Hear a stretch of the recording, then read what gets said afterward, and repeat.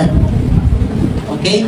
And praise the Lord. Sino nakapanood doon sa Dugong Kalangitan sa Bicol? Panood niyo yun sa Facebook? Yung dugo yung langit sa Bicol.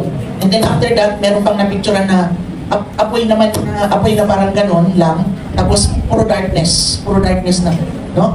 So sabi ko nga doon sa pinsan ko, it is God's warning and it is God's call na kailangan ang Bicol ay mag-repent. Kasi grabe ang idolatry doon eh. Kailangan mag-repent at kailangan manumbalik sa tunay na Panginoon. Ayan, itigil na nila yung mga pagsamba nila sa Diyos-Diyosan. Kung ayaw nilang matulan. Wala pa nga yung bagyo doon, pero ang alon, mga kapatid, ay nag-uumapaw na parang Hidalwin na nga nakita ko panood ko kanina. No? So, ang tindi. Okay. Ikaw na, mag-operate, wala yung ganun. Okay, ngayon ang ating topic ay, nasabi ko na nung nakaraan. Ayan. Basahin natin.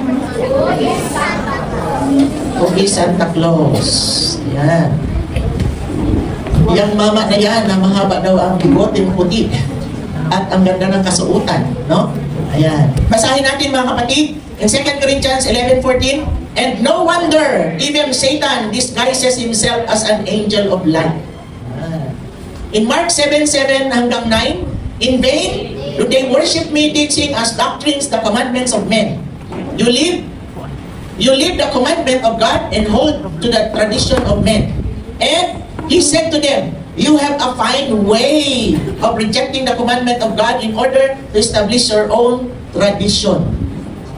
Pinapalitan ang katotohanan sa salita ng Diyos ng mga tradisyon na gawa-gawa ng tao na kinasihan ng demonyo. Ayan, no? So, matindi po. Tingnan natin na ngayon. Okay? Okay. Mag-introduction muna tayo. Bago pala yan, praise God, may good news tayo. Dahil hindi pinayagan at talagang ipinaglaban ni Miss Lala Soto ang Dear Satan na pelikula. At praise the Lord, at hindi na ipapalabas to God be all the glory sa prayers team ng mga Kristiyano. Kasi talagang yung pelikula na yan, marami mapuposes na bata dyan. Okay? At maraming maniniwala na si Satanas ay good. That is a great deception. Okay? Santa Claus is revered effectively as a modern minor deity. Yan. Sobra ang paggalang, sobra ang pagkilala sa kanya, at siya ay ginawang modern minor deity. Ano ibig sabihin yan? Modernong minor na Diyos. Dino-Diyos. Siya ay Dino-Diyos, lalo na ng mga bata. Tama? Yan. Santa Claus, also known as Saint Nicholas. Yan. Yung, sabi diyan, si Saint Nick, known as the Father Christmas. Chris Kringle, sabi ba diyan? Is a legendary figure. Pag sinabing legendary figure is parang human figure originating Western Christian culture who is said to bring gifts during the late evening, overnight hours on Christmas Eve. He said to accomplish this with the aid of Christmas elves. Ayan, yung may mga ano ba yung humihila? Christmas elves tawag doon, yung humihila daw sa kariton niya. Reindeer. Ayan, tawag ng Christmas elves. Who made the toys in his workshop. And with the aid of flying reindeer, yung Christmas elves pala, mga duwende yun. And the flying reindeer who pulled his sleigh through the air. Ayun. Okay. Tingnan natin, legendary mean very famous that many stories are told about them. Yun. No? So, very famous siya. Sa buong mundo ay kinikilala siya. No? At maraming istorya patungkol sa kanya. At pinaniniwalaan ng marami. Lalo ang mga bata. Mamaya, mapapanood nyo. Western Christianity is composed of the Latin Church and Western Protestantism. Together with their offshoots, such as the Old Catholic Church, Independent Catholicism, and Restorationism. Ayan. Kita natin yan, no? Sa Western Christianity, yan ay kinikilala nila. And then, the popular conception, parang hindi yata tumatama, no? Basta pag ganyan po. The popular conception of Santa Claus originates from folklore traditions surrounding the 4th century Christian Bishop Saint Nicholas. Ayan, Christian Bishop Saint Nicholas, the patron saint of children. Saint Nicholas became renowned for his reported generosity, very generous siya, and sacred gift giving. This conception also shares similarities with the English figure of Father Christmas, and they are both now popularly regarded as the same person. Patara lies in Turkey. Yan, doon niya nagmula, doon siya nag-originate siya doon. Folklore is oral history that is preserved by the people of the culture consisting of tradition belonging to a specific culture. Yan. Ito ay tradition nila sa isang kultura sa Turkey. Pero, ginaya na ng lahat kasi nakaka-attract. Meron bang temptation na hindi nakaka-attract? Wala. Di ba? Wala namang temptation na hindi nakaka-attract. Lahat ng temptation, nakaka-attract. Tingnan nyo na lang yung mga advertisement sa TV. Di ba? Pag nag-advertise ng alak, takam. Grabe, no? Kahit anong advertisement ay talagang makikita mo ma-attract ka. Sige yan, subukan mo ayan. Diba? O di nabingwit na. Nabingwit na ng kaaway. Hallelujah. These traditions usually include music, stories, history, diba? History, legends, and myths. Sinabi yan, myths are widely held but false belief. Yan, false belief yan. Folklore is passed down from generation to generation and is kept active by the people in the culture until now. Yeah. Okay. He is also known as magical gift giver. Yun, magical gift giver. May magic. Magical gift giver. Everybody got some like Santa Claus. Kaya pati sombrero niya, pati damit niya, ginagaya ng lahat. Diba? Kita nyo, pagdating ng December, maraming nakasuot na sombrero. Kami din noon dito, nakasuot kami ng sombrero. Forgive us, Lord. Sabi ko kay Jim, asan na ba yung sombrero natin? Baka nasa taas pa, sunugin na yun. No? His name is Nicky. He is not bad. Oh, hindi na siya masama. He's not a bad guy. He helps and gives. And he did many charitable deeds in his time. But it is the warning of the Lord. 2 Corinthians 11:14. And no wonder, sabi dyan, even Satan disguises himself as an angel of light. Yan po ang sinasabi sa Biblia. Ano? Satan is an angel of light. What? In order to deceive many people. Ayan. To. Tayo ay palalim ng palalim. He is also, sige, he is also known as the God of Yule. Pag sinabing Yule, yung nabanggit ko na yung nakaraan, winter season. He is the God of Yule. Yan, tingnan natin siya. Yan. Okay. Nakita niyo yung sasakyan niya? Ano yan? Goat. That is... Yan. Diba? Goat yan eh. Diba? O, tingnan niyo na. O. Ram ba yan? Ram and goat? Yan. Okay. So, next. Accompanied by rituals like a religious cult. Religious cult. Pag sinabing kulto, ibig sabihin, maling katuruan. The Santa Claus myth is associated with specific rituals. Kaya yung Dear Santa, writing letters to Santa. Ay, yung Dear Satan, writing letters to Santa na naging Satan, yung bata. Hanging stockings and leaving milk and cookies for him on Christmas Eve. Naglalagay pa sila ng mga milk and cookies para daw pagkain ni Santa. Diba? Yan. So yun, pansin natin. Is Santa real according to the Bible? Oh, si Santa daw ba ay totoo according to the Bible? No. Okay. Santa Claus does not originate from the Bible. The name Santa Claus originated from the Dutch name Sinterklaas. Sinterklaas, Dutch name. The Sinterklaas was a priest in 28 AD after the death of Jesus. He dedicated his life to helping the poor, underprivileged, and mentally challenged while wearing red clothing. May costume pa. So, yun ginagawa niya, no? And here is the story of Sinterklaas. The story of Sinterklaas, ayan si Sinterklaas, oh. Meron siyang, yan pala. Ayan, kita nyo? Para siyang bishop, no? Ayan, kita nyo? Meron siyang tungkod na, ano, ganun, tungkod ng bishop. Built around the image of Saint Nicholas, the patron saint of children, Sinterklaas, the name resulting from the contraction of Saint Nicholas. Saint Nicholas is a legendary Christmas figure celebrated and loved in the Netherlands. Although similar to Santa Claus in that he is an older man with a full white beard, hindi siya nagpapahid. who wears a red outfit. Siguro pag nagpaahit dyan, kung pupurol yung... Ayan. And center class is a more serious figure donning a bishop's headdress and carrying a long curled shepherd's staff. Ayan si center class. Eto na. Buksan ang iyong mga mata. Saint Nicholas as Santa Claus has a counterpart like Krampus and other. Meron siyang alalay. At ang pangalan nito ay, isa sa mga alalay niya ay si Krampus. Oh no. Yan ang alalay niya, si Krampus. Oh no. Sabi, oh no. Ayan. Okay? Who's Krampus? Who is Krampus? Yan si Krampus. Anong ginagawa niya? Dinadala yung mga bata sa impyerno. Nanay! The Christmas devil who punishes naughty children. He is the half-man, half-goat who comes around every year to chase naughty children and maybe even drag them to hell.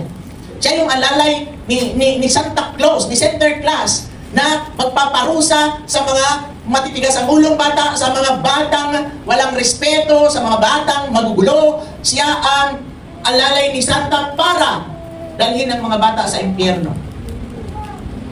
Hoy, baka sabihin nyo, kwento-kwento lang yan. Kwento-kwento lang yan ni Pastora. Maya panoorin natin, tingnan natin kung kwento-kwento lang yan. Ha? Sabi ko nga, kaya nga hindi ako sumama sa Maynila kasi madugong research na naman itong ginagawa ko eh. Hindi basta-basta, hindi biro-biro. Kaya sabi ko, Lord, thank you for the strength kasi nagpupuyat na naman ako for how many nights to research para mapatunayan natin talaga itong mga bagay na to. Kasi pag ang topic po ay expose, madugong labanan yan sa research. Madugong pagpe-prepare yan ng topic, hindi po biro. Okay? So, yan.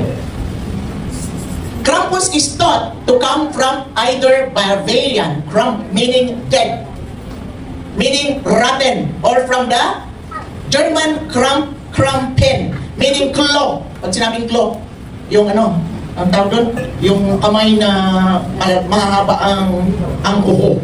Yan, no? Claw. The Krampus is considered to be a half-goat, half-demon monster. In some legends, its role is to punish bad children or scare them into being good. Para sila daw, ay mga bata daw para maging mabuti. Kaya yan ang ginagawa ni Krampus sa mga bata. Ayan. Oh, nilalagay sa basket, kinakabinahan niya yung mga batang mga masasama. Oh, sabihin diyan sa katabi, kaya magbago na tayo. Okay. Magbago na tayo. Magbago na. Magbago na. Mga bata, magbago na. Okay. It is interesting to note that when the letters of the name Santa are rearranged, they spell the word Satan. Sabi na nga. Sabi na nga ba? O, nakita natin yan. Pag ni-rearrange, anong lumalabas? Satan. Kaya yung pelikula, yung Senator Santa naging dear, Satan. Salamat sa Diyos at hindi na ipalabas. Amen. Wow! Yan siya. Yan ang totoong siya. Pakibalik nga. Yan ang totoong siya. Totoong Santa o yan sa baba. Hindi santo. Dapat santo. Diba? Okay. The Krampus Krampus is a horned anthropomorphic human-like. He is a human-like figure who, in the Central and Eastern Alpine folkloric tradition, is said to accompany Saint Nicholas. Alalay ni Saint Nicholas siya. On visit to children during the night of December 5. Bakit kaya December 5? No? Kasi ang piyesta ni Saint Nicholas ay December 6. So, kumbaga, Disperas. Ang tawag doon ay Disperas. Krampus nuts. Krampus night. Mga kapatid, meron silang sineselebrate na Krampus night at mamaya mapapanood natin to sa video. Immediately before the feast of Saint Nicholas on 6 December, in this tradition, Saint Nicholas reward well-behaved children with small gifts, with Krampus punishes badly behaved ones with birch rod. Yeah, kita niyo yung rod niya? Ang daming nahuling bata. Yan yung mga pasaway na bata. Yan, si Krampus. Pinapalo ang mga batang mga pasaway.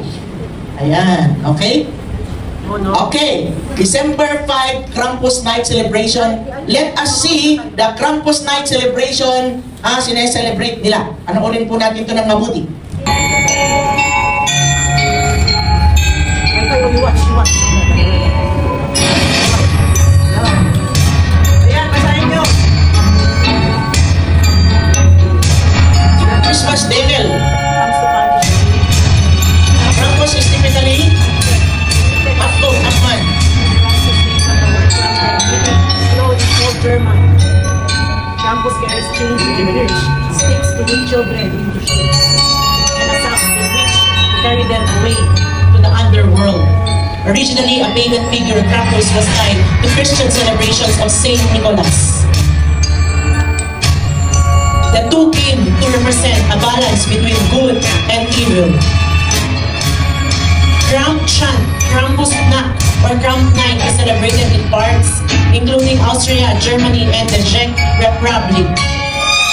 Celebration involved exchanging Krampus cards, then dressing up in elaborated costume, and of course, frightening children. Santa Claus and the Christmas tree. Oh, yun. Kita natin ang relationship ni Santa Claus sa Christmas tree. Galing pa rin yan kay Nimrod. Ang ginos nila sa Babylon, ancient Nineveh artifact. Nimrod and Santa Tree. Yan, parehas sila may hawak na kahoy. Parehas. Yung Santa dyan niya kinuha. Oh. Yan niya kinuha kay Nimrod. Parehas sila may long beard, holding reindeer, holding Christmas tree. Origin.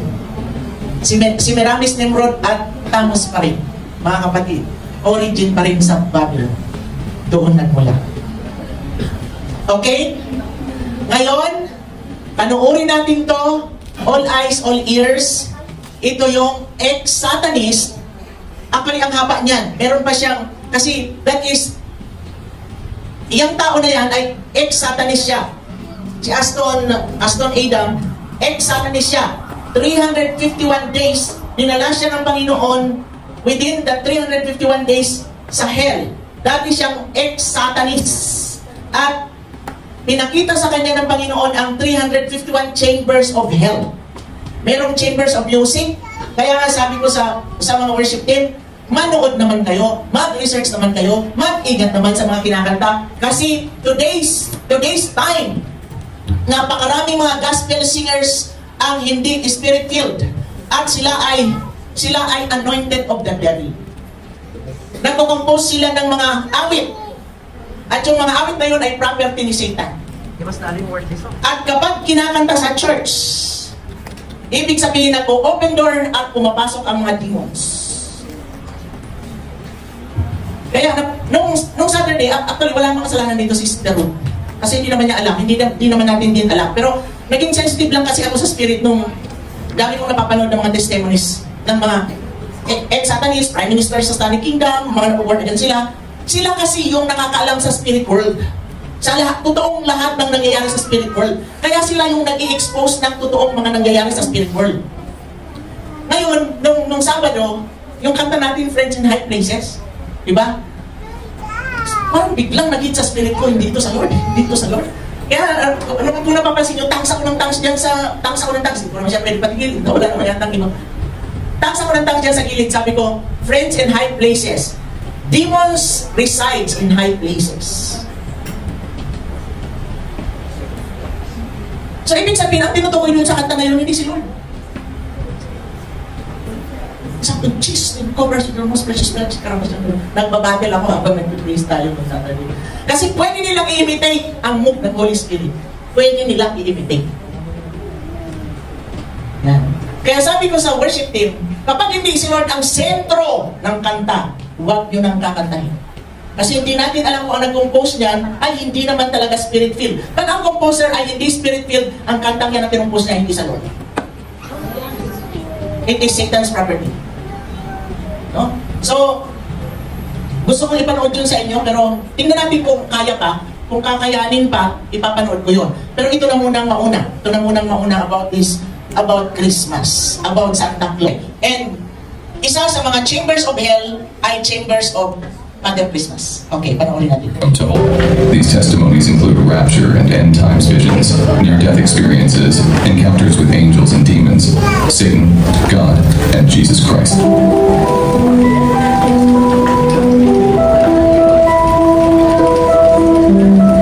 Hindi ba natin may kukunik dito? Pwede mo na lang. Welcome to Holy Heartbeats. My name is Nathan, and I narrate Christ-centered testimonies from all over the world. These testimonies include rapture and end times visions, near-death experiences, encounters with angels and demons, Satan, God, and Jesus Christ.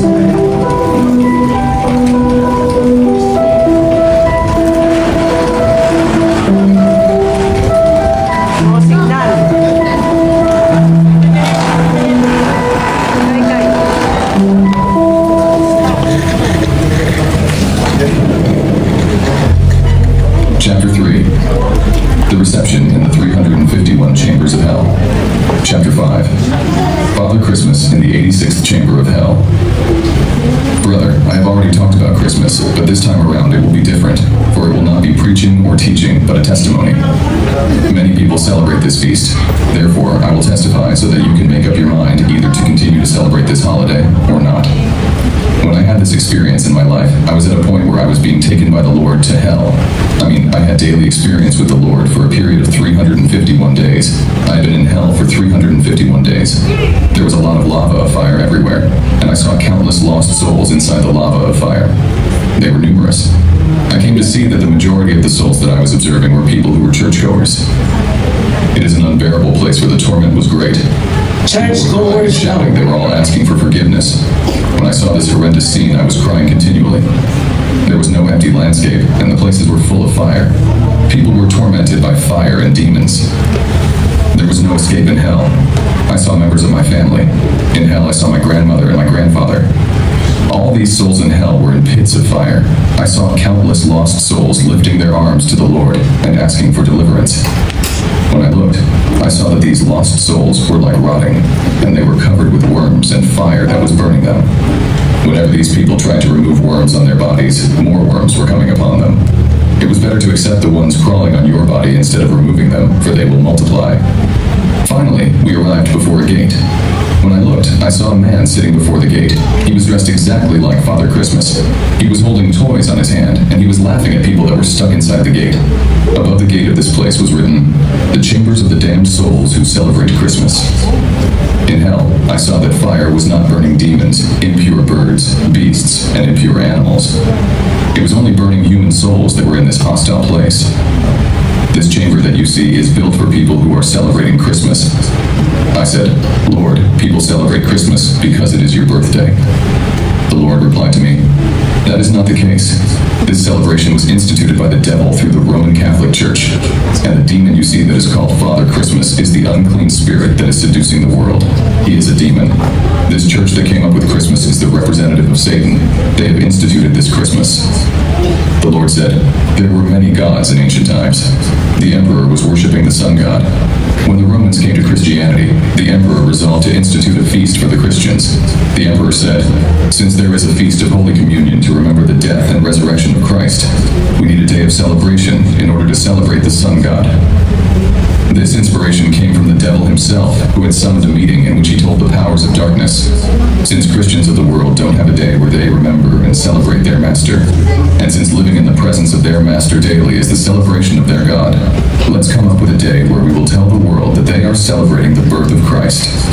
This will be the day the whole world and all families of the world will give me the honor. I want a day where the whole world would celebrate and worship me, a day where all the families of the earth will worship and celebrate me. That day will not be for remembering the death of Christ, for it is too powerful. When the families of the earth and the inhabitants of the earth will celebrate this day, they shall be marked by my serial, 666. This resolution of Satan was implemented by the Roman Catholic Church, and people who celebrate Christmas are marked with 666, for they are worshiping the devil. God gives specific instructions about using pagan practices to worship him, the exact thing Christmas does. Notice what he says in Deuteronomy chapter 12, verses 30 to 32. "Do not inquire after their gods, saying, 'How did these nations serve their gods? I also will do likewise.' You shall not worship the Lord your God in that way. Whatever I command you, be careful to observe it. You shall not add to it, nor take away from it. The Apostle Paul makes the same point in 2 Corinthians chapter 6, where he addresses whether unbiblical religious customs and practices have any place in the worship of God's people. What fellowship has righteousness with lawlessness? And what communion has light with darkness? And what accord has Christ with Belial, the devil, and or demons? Or what part has a believer with an unbeliever? And what agreement has the temple of God with idols? For you are the temple of the living God. Therefore come out from among them and be separate, says the Lord. Do not touch what is unclean, and I will receive you. I will be a father to you, and you shall be my sons and daughters, says the Lord Almighty. As we were moving in this place, I saw an 8-year-old child. He was surrounded by demons.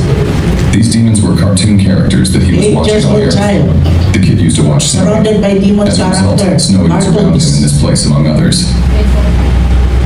Brother, in hell, it was difficult to identify people, for they were rotting and they were skeletons. You will recognize people thanks to their voices, for they were covered with worms.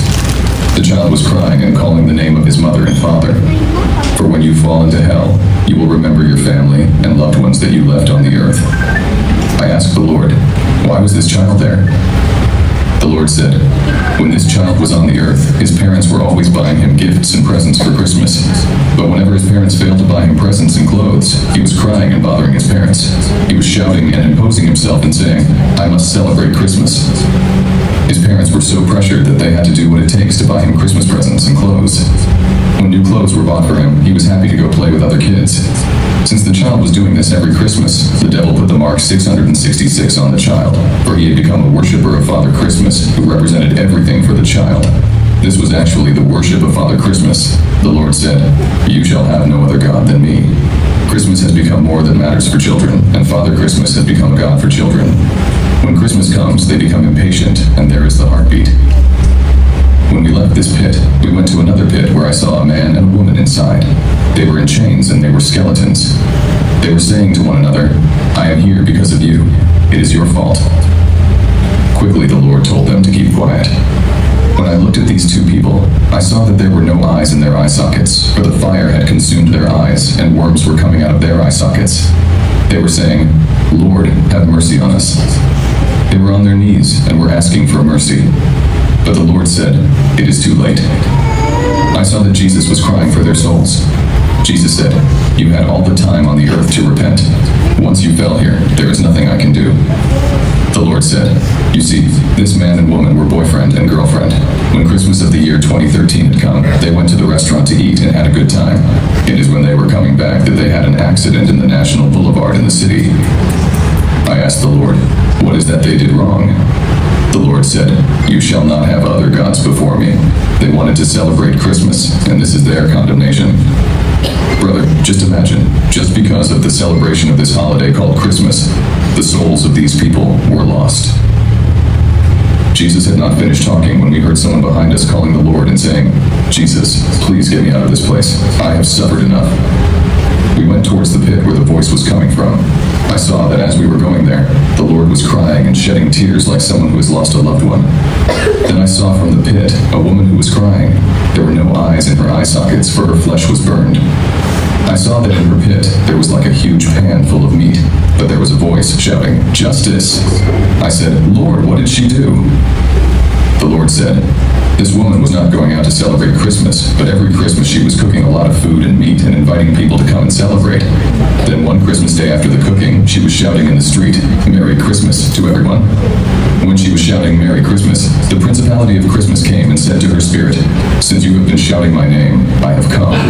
And this demon entered her house. The lady could not see the demon of Christmas that we call Father Christmas. A few days later, she fell sick and died. On that day of her death, Father Christmas came and cast her soul in this place. She never knew that she invited this demon inside her place.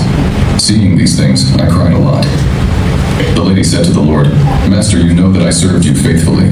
I was doing the arrangements of the church, and I was carrying the Bible of the pastor. I was paying my tithes. I was doing evangelism. Jesus said, I know the works you have done for me, but you were imprudent and complacent, for you knew my word and my principles. But you went on to celebrate this holiday willingly. You ignored the voice of the Spirit because of a lack of vigilance. by celebrating this holiday, you went to worship this God of Christmas, who is a demon. You shall have no other God than me. It is too late, and there is nothing I can do. Then we moved to another pit, where I saw 4 children. They were holding fiery hammers, and they were beating a woman with their hammers. They said, "We did nothing wrong, but this woman brought us here. She is the one who taught us to celebrate Christmas every year. That is why we are here." The Lord said, "This lady is the mother of these 4 children. She used to buy her children's clothes every year at Christmas, and they were celebrating. One day they were on a bus, and they had an accident, and they died." The mother said to the Lord, "The children were piling pressure on me every Christmas to buy them new clothes, and I had no choice but to please them in order to have peace. I wanted to please them." The Lord said, "My daughter, it is written, do not conform to the present world. You are not of this world. We cannot do things and follow the traditions of the world because the people of this world are doing it. We are not of this world. Let us learn to use the freedom that we have received from the Spirit." The Lord said, "My daughter, time is gone for you." As we were moving in this place, there were pits everywhere with people shouting because of pain. There were demons mocking these souls in this place. They were saying, "You people were worshiping Father Christmas by celebrating Christmas. This is your kingdom. You will celebrate and worship Father Christmas here forever. Why are you crying? You are in your kingdom. This is your kingdom forever." While we were in this chamber of hell, I saw the gate where we had entered this chamber of hell. I saw demons coming in the gate with a number of children. They were pulling these children with wires that were attached to their tongues. The Lord said, "What you see are the newcomers. They have died on the earth, and they have the mark of Father Christmas 666 on their forehead." They were crying for help. The Lord had a love for these souls, but he kept saying, "Too late, too late." Beloved, how many times have you and I celebrated this pagan holiday? Then I saw at a distance a soul that was inside the liquid lava. His belly was like 4 meters, and demons were piercing his belly with javelins. The Lord said, "This man has lived 55 years on the earth from birth until death. He celebrated Christmas every year. He never missed celebrating. He was buying food and clothes and going out to celebrate. He kept telling his wife, 'We must celebrate and enjoy this time of life. I am happy to be with you.' The Lord said, all the food that he had eaten and all the Christmas celebration all these years are in his belly. That is why it is that way." Jesus said, "Demons will pierce him forever." And I saw that he was unable to stand up because of his belly. He was calling the name of his pastor, but it was too late. He was there inside the fire. Then I saw a preacher in hell preaching and telling lost souls, "Do not celebrate Christmas as it is of the devil." I saw that some souls were asking for forgiveness. Other souls were insulting him. I asked the Lord, "Why has this preacher fallen in this place?" The Lord said, "In his church, he was preaching that people can celebrate Christmas. Every Christmas, children were invited and given presents in his church. When he died, he realized that he was in error. That is why you see him preaching this way, but it is too late for him. When we got to him, he said, 'Lord, pity me. I did your work and won souls on earth. And when I fell into hell, I realized my mistake. That is why I am preaching here, and many souls believed me. Get me out here.' The Lord said, 'Lying servant, you knew my word, but you wanted to follow the celebration of the world, and you preached that celebrating Christmas was okay. It is too late.' When we were leaving, this preacher began to insult the Lord, and he was blaspheming. The Lord was in tears. In this place, I saw cardinals of our country. I will not quote their names. I saw Catholic priests and popes. This was unbearable. There were people in the river of lava of fire. Some were looking for a way to get out, but there was no place to hide. They were laying in the river of fire. People were calling for help and saying, 'What have we done to deserve this torment?' The wall of the enclosure of this place was also burning with great fire. In this chaos, I was hearing a voice saying, 'Increase the temperature.' For every half an hour, there was an increase in the temperature of the lava. You cannot imagine what I'm talking about. There were incessant screams. You cannot imagine this horrendous place. In this place, I saw a cardinal with a popular school in our city. He was surrounded by kids that were grabbing him. They were saying, 'Father, you are the one who brought us here.' These children were joined by faithful believers of the Catholic Church. They were tormenting the cardinal, saying, 'We have come here because of you. After seeing these torments of hell, my life will never be the same again.' Dear friends, we will continue sharing Aston's testimony in our next video. Gawan natin sila ng celebration ng birth ng Christ nila, di ba? Kasi mas dapat daw, mas gusto niyang i-celebrate yung birth of Christ kasi siya ang napapapurihan. Kasi ayaw niya na ang sineselebrate natin ay yung death of Christ because the death of Christ is very powerful. Kaya pala sabi ng Panginoon, do this in remembrance of me. Ano ba meron sa death of Christ? Bakit very powerful sabi nung nag-testify? Because in the death of Christ is salvation, redemption. Grabe, no? Very powerful ang death of Christ. Kaya yun ang gusto ng Lord na alalahanin natin. Okay, so, and sa mga susunod ay, ang pag-aaralan natin is about Mother's Day naman. Expose about sa Mother's Day. Siguro sabi ng iba okay na, Chi? Ready na? Next na lang siguro yun. Pero si Pastor Ben ang mag-preach sa next. Pero isingit na lang natin yun na video lang about sa Chambers of Music. Grabe yun, Chambers of Music, grabe din yun. Talagang in-expose doon. Maraming mga, ang sinabi ni Aston, maraming mga gospel singers ngayon na anointed by Satan. Mga gospel singers and composers. Kaya mag-ingat daw tayo sa mga kinakanta natin. Sabi ko kay Pastor Ben, dapat balikan natin yung mga old songs, yung mga, si Jesus yung talagang kasi ang mga songs ngayon parang bara-bara na lang parang bara-bara na lang. Tapos yung, karamihan sa mga songs ngayon, nahahalata ako. Parang ang sentro puro sarili. Puro sarili ang sentro. Lalo na yung mga worldly music. Lahat ng nakikinig at kumakanta ng worldly music, napakadelikado. Ang pupunta talaga sa impyerno. Meron isang pastor doon na born again siya, naging pastor siya, nag-serve na siya sa Lord, pero meron siyang isang favorite na nakanta na worldly music, hindi niya na-give up. At yun ang nagdala sa kanya sa impyerno nung mamatay siya. Yan, may mga CD pa dyan, mga worldly music, sunugin na lahat dyan. Yan, meron pa mga Christmas tree dyan. Sige, pagpatuloy na natin ang PowerPoint. Nasa PowerPoint na tayo, nasa conclusion na tayo. Okay, sa conclusion. In our conclusion, now that you already know the truth, will you still believe in lies? Nasa inyo na yan. Siyempre, choice naman. Ako ay nagtuturo lang dito kung anong katotohanan na nire-reveal ng Lord. Pero kung gusto niyo sumunod o ayaw niyo sumunod, it's up to you. It's up to you. Proverbs 3 verse 7, be not wise in your own eyes. Fear the Lord and depart from evil. Huwag daw tayo maging matalino sa ating sariling paningin. Tingin ko naman, hindi naman kasama yan di ba?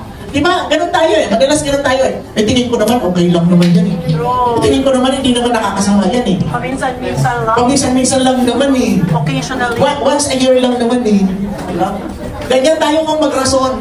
Tama? It sounds familiar, di ba? Siyempre, ngayon lang naman umuwi yung ang tagal-tagal namin pinagkita-kita, 10 years, ngayon lang naman umuwi To please people. Diba? To please people. Do not be wise in your own eyes, sabi sa Proverbs 3:7. Fear the Lord and depart from evil. Amen? Praise God. Ayan. Paano pa pagka bumati? Nakita niyo yung isang babae doon? Hindi siya nagsiselebrate ng Christmas. Christian siya. Hindi siya nag-celebrate ng Christmas. Siya tagabuhat ng Bible ng pastor. Siya tagabuhat ng Bible ng pastor niya. Naglilinis siya sa church. Nagtatayag siya. Nag-evangelism siya. Kompleto. Ginagawa niya. Tapos pag Christmas, hindi siya nag-celebrate ng Christmas, pero niluluto siya at pinapakain niya sa mga tao. Pero pagkatapos niya pinakain yung mga tao, sumigaw siya ng Merry Christmas. Ang word pala na Merry Christmas, mga kapatid, ay pangalan ng demonyo. Naka-inviting. Sabi ng demonyo, in-invite mo ako tinawag mo ako kaya papasok ako sa bahay mo. Binigyan siya ng sakit, incurable disease. At yun ang kinamatay niya, at yun ang nagdala sa kanya sa impyerno. You see? Kaya huwag na tayong bati-bati ng ganyang word. Sabihin na lang natin, God bless you, sister. Happy holiday season. Ganun na lang. Basta, God bless you na lang. Diba? Paano po kung pagdating mo lang sa December 25? May parang Salo-salo sa pamilya. Reunion. Reunion. na lang po. Takilan mo, kaya nyo na. Pero yung nasiman, pero wala siya, hindi naman kasi baka hindi Christmas. You are celebrating in your family the Hanukkah. Hanukkah will starts from December 25 to January 2. Hanukkah. At saka yun ang isa-celebrate natin dito sa church. Ano ka? Diba? December 25 to January to yung Hanukkah. Na-research ko na yan. Siguro for 4 nights lang natin, for 4 nights lang natin gagawin bro. 25, 26, 27, 28 lang tayo. O 29 birthday mo, o di punta kami lahat doon. Doon yung conclusion. Doon yung conclusion sa'yo. Advance invited na kami. O, pagkatapos, couple celebration, January, kay Brother Odilo naman. Di ba? Ha? O kaya nga, Brother Odilo. Couples yun, tsaka birthday niya. O, di ba? Doble-doble. O, doble-doble ang saya. Praise the Lord. Okay, next slide. Asa na? Ano na tayo? Next slide na tayo, Chief. The cult of Santa Claus is definitely Avodah Zarah. Avodah Zarah, ibig sabihin foreign worship or idolatry. And all of these images should be burned in the town square. So, ibig sabihin public place, plaza doon sa lugar nila, sa mga nakaalam na nito, ay sa public place nila biniburn ang lahat ng mga parapernalyang about sa Christmas. Thus may we purge evil from our midst. Therefore, basahin natin, do not bring any of these idols into your homes, or in the same curse, will be on you that is on them. You must hate and despise these idols, because they are under the Lord's curse. 25. The images of their gods are to be burned with fire. Have no desire for the gold and silver on them, and do not take it for yourselves, for it will be a danger to you. It is a thing disgusting to the Lord your God. Pero bago kayo magsunog, magpa-cover muna kayo sa blood ni Jesus, hingi muna kayo ng tawad, siyempre confession muna, baka mayroong kasalanan na nagawa dyan, hindi natin alam. Hingi mo ng tawad, pa-cover sa blood ni Jesus, i-sanctify yung place, and then i-enhance mo yung susunogin mo, render it powerless. And then, pag sinunog na natin, sabihin natin, Lord, we do not allow any retaliation of the devil. Kasi, usually, pagka hindi natin nabantayan, may retaliation yan eh. Diba? Huwag niyong sabihin na, ay ako may Christmas tree, hayaan mo na magbulok yan dyan sa taguan, hindi ko na gagamitin. Huwag mong hayaan magbulok, kung takboy pa rin yun ng kaaway doon sa bahay mo. Ang sabi ng Diablo, ay ang sabi ng satanista, ex-satanist, ibang ano naman to, ibang testimonies naman itong napanood ko, parang siya yung prime minister, naging prime minister siya sa Satanic Kingdom, pero parang prime minister. Diba? Ang taas na ranggo niya. Sabi niya, sa lahat ng bahay daw, pag red light ang nakikita nila sa loob ng sa bahay, halimbawa, ito, bahay, may nakikita silang red light na tumatagos sa bahay, ibig sabihin sa kanila yan. Pero pag ang light ay maliwanag na maliwanag, di sa kanila yan, kay Lord yan. At ang kahit sa Christians, may mga nakikita silang red light. Saan nagmumula yung mga red light? Sa mga properties ng demons. Pag si Satanas ay may property sa loob ng bahay natin, pagmumula ng red light yan. Yan ang nga sinasabi ko, di ba nung nag-expose ako, nagturo ako nung sa Tintin's Resort, in-expose ko yung may mga tatak. Mostly, yung mga tatak na yan, na gustong-gusto nyong isuot, kasi nagpapasikat kayo, sosyal. Ang lakos, sila talaga ang gumagawa niyan. Levi's. Oh, Adidas. Pag meron tayo niyan sa bahay, pinagmumulan yan ng red light, ibig sabihin, may property ang mga demonyo dyan sa loob ng bahay mo. Entry point. Idols. Parang gusto yata ng Lord, deliverance. Deliverance ang susunod na ano? Ano ba yan, Lord? Nakakapagod yung ministry of deliverance. So, hindi na, sunugan na. Ha? McDo! My God! McDo na more! Woo! McDo na more! Starbucks! Alam niyo ba yung tatang ng Starbucks? Si Bapo mention eh. Starbucks. Si Bapo mention! Hindi niyo lang nakita, sinimplify lang. Mag-Starbucks tayo? Yes, sosyal! Sige, magpasosyal ka sa impyerno. Tingnan natin kung may sosyalan sa impyerno. Diba? Grabe mga kapatid. Kaya tayo pag bumibili tayo ng mga damit, mga gamit, maging sensitive tayo. Lalo na yung may mga dekorasyon na Abstract mga ganun. abstract. Ako may nakita ko kay mami na, anak, demonyo yung nandyan sa damit mo. Sunugin mo nga yan. Kitang-kita ko mga kapatid. Pagdating sa mga ganun, maging sensitive tayo. Pati yung mga ano may galing sa ibang bansa, mga elephant, ganun. Oo, yung mga elephant na may mga Idol. dekorasyon. Yun po ay Diyos sa Thailand. Elepante. Diyos nila yan sa Thailand. No? Mga monkey, ganun. Diyos nila yan. Mga Diyos nila yan. So mga kapatid, mag-ingat tayo sa pagbili ng mga damit natin. Meron mga may tatak dyan na demonic.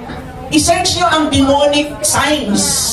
Tapos yung mga hand sign, yung may mga nag-hand sign dyan. Mountain Dew na inumin.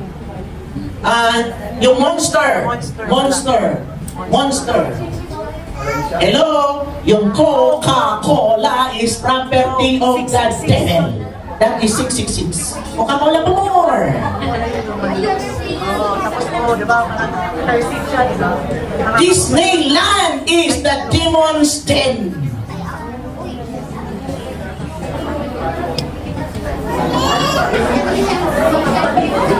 Marami ang may gusto pumunta ng Disneyland. Sige, para ma-initiate na kayo ng demonyo sa loob ng Disneyland.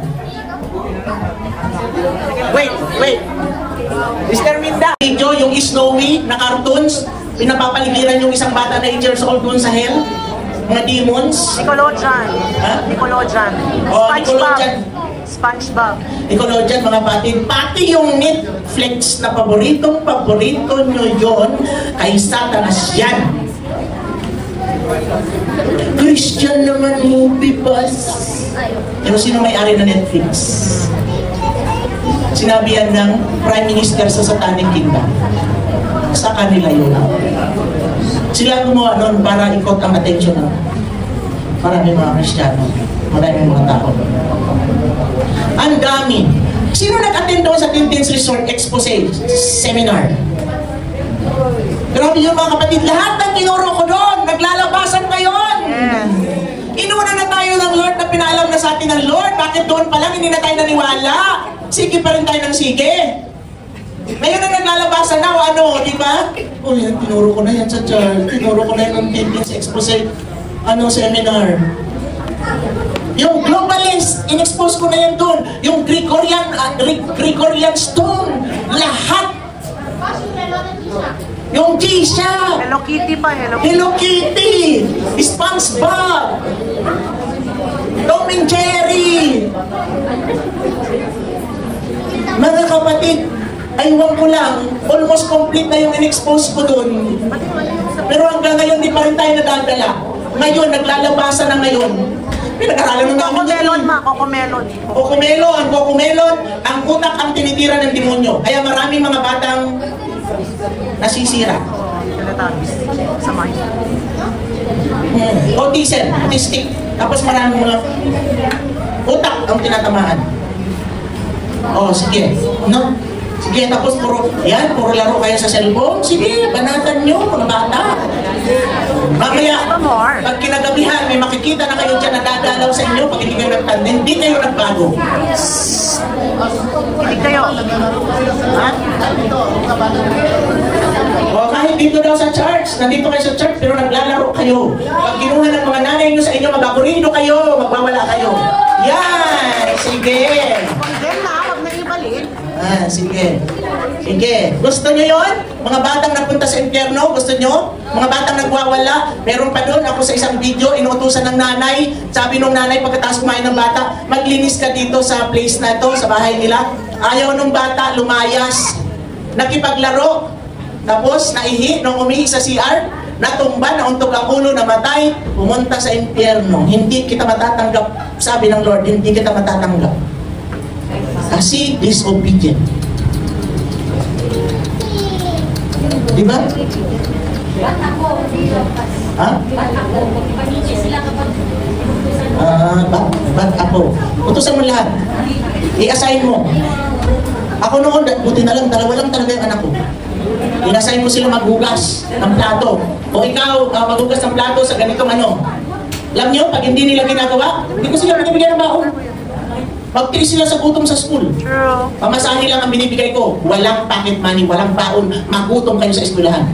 Hindi kayo nagtrabaho. Kung ayaw magtrabaho, magpakainin, sabi sa Bible. Diba? Ayaw maghugas? O di huwag mong pagamitin ng plato, ilagay mo sa lamesa yung pagkain niya. Kaya sa palad niya. Tama, mali? Tama. Huwag namin kinukonsinti. Hindi ikaw ang pabaw down sa anak mo. Oo, kaya nga. Pag umiyak, yan mong umiyak. Yan mong sawang umiyak. Sila pag umiiyak noon, ako mula ulo hanggang paang latay nila sa akin. Hallelujah! So, ibig sabihin, ang buhay natin kasi dapat based on the Bible. Tama? Hindi rin naman porti mga born again tayo, nagpapaapi na lang tayo ng nagpapaapi. Tama? Kapag may karapatan ipaglaban. Amen! Lagay mo dun sa taas po yan. So, sa next, ipanood mo yung Chambers of Music. Para mapanood ng lahat. Thank you. Grabe yun. No? Ang dami ngayon, mga kapatid, nakakalungkot. Ang daming churches ngayon na wala na sa Lord. Naging kulto na. Naging member na ng mga Illuminati, mga satanic group. Naging member na sila. Pag-pray natin ang mga kapatiran natin, ang mga kapwa church natin, na ma-reveal sa kanila itong Sabat at ma-reveal sa kanila ang Christmas and Santa Claus na yan. Kasi ang Sunday is worship sa Sun God. Kaya lang tayo may Sunday doon. Kasi yung mga hindi maka-attend dito, doon. Pero hindi ibig sabihin. Pero talaga pag Sunday talaga ang tinalaga mong worship sa Lord, you are worshiping the Sun God, not the Lord. Wala namang rason para hindi mag-attend ng Walang rason para hindi mag-attend ng Sabado. Diba? Yung may mga rason lang ng excuse. Okay, so to God be all the glory for all this expose, for all this knowledge that God is giving to us. Thank you, Lord Jesus. Thank you, Lord Jesus. Salamat sa mga tanong ninyo, mga kapatid. Salamat sa mga tanong. At lahat tayo ay tumayo at ipanalangin natin ang ating mga ibibigay sa Panginoon. Thank you, Lord. Father God in heaven, in Jesus' name, salamat po, O Diyos, sa oras na to ay mayroon ka na namang pinaalam sa amin na bagong kaalaman. Yes. At Lord, ngayon pa lang ay pagkalooban mo kami ng spirit of obedient heart. Ay mag-dwell sa tamang katuruan mo. Na hindi namin inaalis ang katuruan mo at pinapalitan namin ng mga tradisyon ng mundong ito na kagagawa ng dyablo. Marami pong salamat, Ama o Diyos, at sa oras